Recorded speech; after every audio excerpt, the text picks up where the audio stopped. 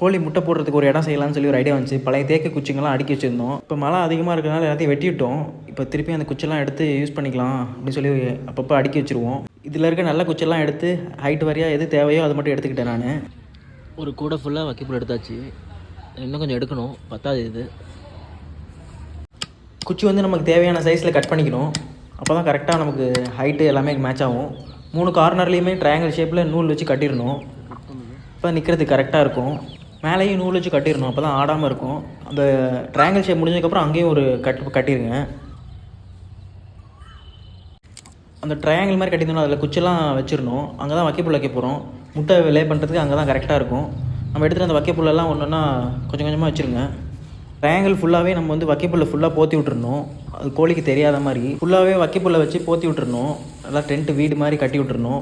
அது அப்போ தான் கோழிக்கு இருட்டில் தெரியாது. அங்கே போய் உட்காந்து முட்டை விட்டுரும்.